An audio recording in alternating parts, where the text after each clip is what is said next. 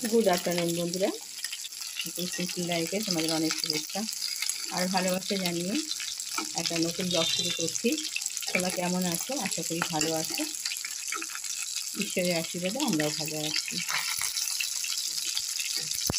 তো এখন আমি মাছটা ভেজে নিই। মাছটা ভেজে নিয়ে তারপর রান্না শুরু করবো। সবে স্নান করে পুজো সেরে এলাম। স্নান পুজো সারার পর এখন রান্নাঘরে ঢুকেছি। এটাই আমার প্রথম কাজ। এরপরে কাজ শুরু হলো। আর এরপরে টকের ডাল করব, একটা সবজি করব, আর আলুর চোখা তৈরি করব। খুব বেশি রান্না করছি না, কেন বলো তো, এখন সেরকম খাওয়ার কারোর ইচ্ছে নেই, আর টক দই তো আছেই। তো সেই জন্য এইগুলোই করবো এখন। আর এই যে শসাটা কাটবো, আমটা কাটবো, এই আমটা দিয়ে টকের ডাল করবো, আর এই শসাগুলো কাটবো। ঠিক আছে, তো চলো সারাদিন দেখতে থাকো, আশা করি খুব ভালো লাগবে। আজকে আমের চাটনি করিনি, আজকে আমকে সিদ্ধ করেছি, করে ওটাকে বিট নুন আর একটুখানি চিনি দিয়ে মেখে খাচ্ছি। এটা একটু নতুনত্ব আর কি। তোমার ভালো লেগেছে? ভালো লাগছে? আচ্ছা, সত্যি খেতে খুব ভালো লাগছে। আর চাটনিতে প্রতিদিন করি, দেখি আজকে কি করা যায়। আজকে সিদ্ধ করে আর চটকে নিয়েছি, খুব ভালো লাগছে খেতে। তোমরা চেষ্টা করো, ভালো লাগবে আশা করি। দীর্ঘক্ষণ বাদে তোমাদের সাথে কথা বলছি। আর এই যে চা করছি, তোমাদের দাদাভাই এসে গেছে, এখন সন্ধ্যাবেলা চা করছি। আর এখন রুটিটা করব, আর একটু রাজমার তরকারি আছে, রাজমার তরকারিটা দিয়ে রুটি খাওয়া হবে। তো চলো এইটা চাটা তোমার দাদাভাইকে দিয়ে দিই। গরমে কি বলো তো, ভালো লাগছে না একদম। গরমে মানে ক্যামেরা নিয়ে নিয়ে ঘুরে বেড়ানো আর একদম পাচ্ছি না, একদম পুরো কাবু করে দিচ্ছে, পুরো কাবু করে দিচ্ছে।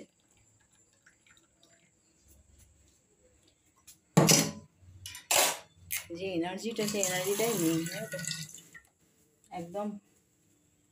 এই যে চা হয়ে গেছে, দুজন করেই হয়ে গেছে চা।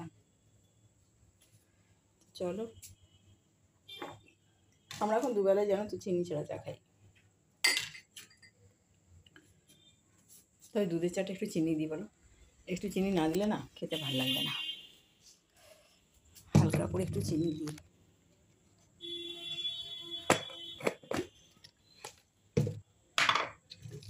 লিকার চাটা তবু চিনি ছাড়া ভালো লাগে, আর এই চিনি ছাড়া দুধের চা ভালো লাগে না খেতে। আমি জানি না, ভুল বললাম কি আমি।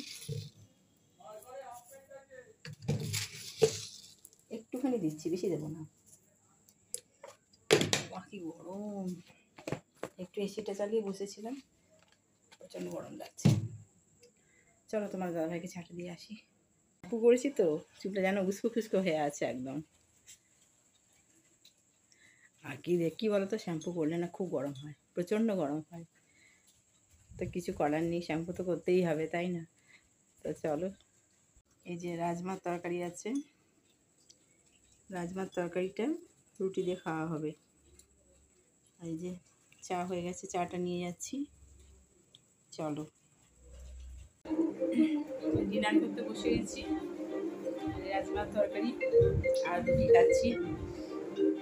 ঝাল হয়েছে, ভালো হয়েছে খেতে, ভিন্ডি বানিয়েছে, খুব ভালো হয়েছে।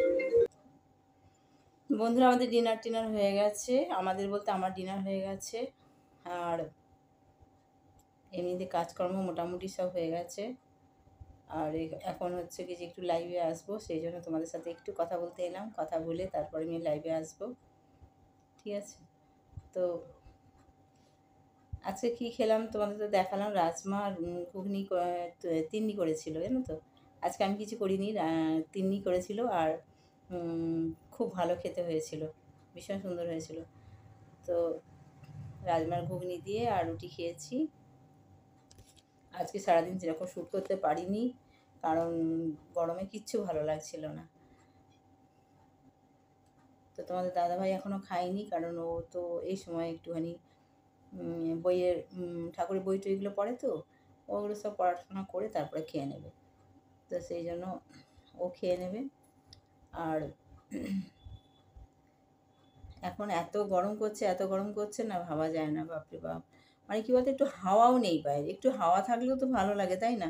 এবার সারাদিন গরম ঠিক আছে, রাত্রিবেলা যদি একটু হাওয়া থাকে তাহলে ভালো লাগে। কিন্তু একটু হাওয়াও নেই বাইরে।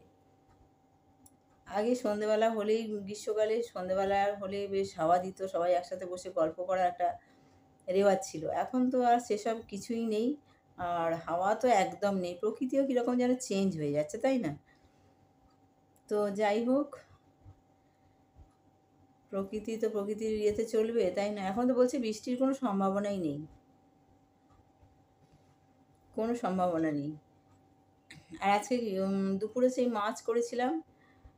মাছের ঝোল করেছিলাম, তারপরে আলু পটলের তরকারি করেছিলাম, আর পেঁয়াজ ভাজা দিয়ে আলুর চোখা বানিয়েছিলাম। আর ওই যে আম সেদ্ধ করেছিলাম।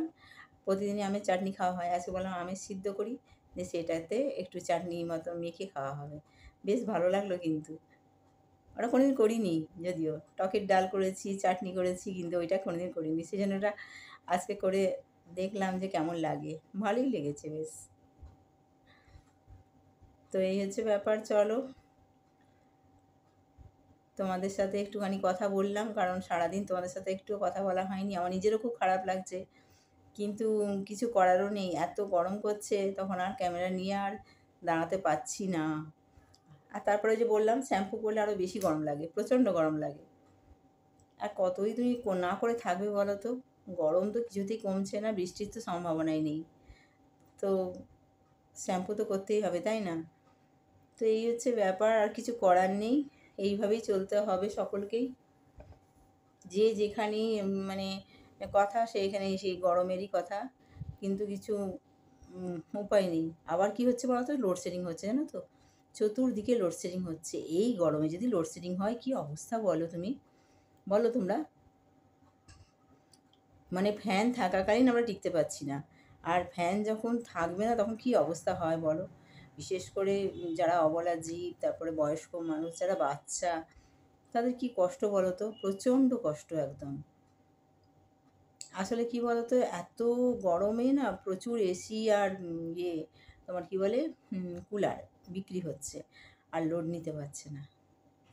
এত গরম পড়েছে, সেই গরমে এত বিক্রি হচ্ছে যে আর লোড নিতে পারছে না। সেই জন্য এত লোডশেডিং হচ্ছে। এমনিতে গ্রীষ্মকালে লোডশেডিং হয় মাঝে মাঝে মধ্যে, কিন্তু আগে তো প্রচুর হতো, এখন ইদানিংকালে আর অতটা হয় না। কিন্তু আবার মানে দেখা যাচ্ছে দু এক জায়গাতে হচ্ছে খুব।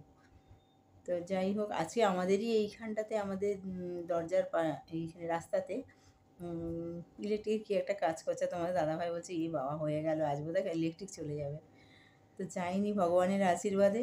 এটাই একটা ভালো। আর কি করা যাবে বলো? গেলেও তো কিছু করার নেই। সে গরম সহ্য করতে হবে। ফ্যানের তলাতে এরকম অবস্থা, ফ্যান আর কারেন্ট না থাকলে যে কী অবস্থা হবে, সেটা তো আর মানে আন্দাজ করতেই পারছি। ভগবানের আশীর্বাদে কোনো জায়গায় যেন না যায়, শুধু আমাদের কেন, কারুর যেন না যায় গো। খুব কষ্ট। আর খুব শিগগির যেন বৃষ্টি টিষ্টি হয়, তাহলে একটু অন্তত ঠান্ডাটা পড়বে, তাই না?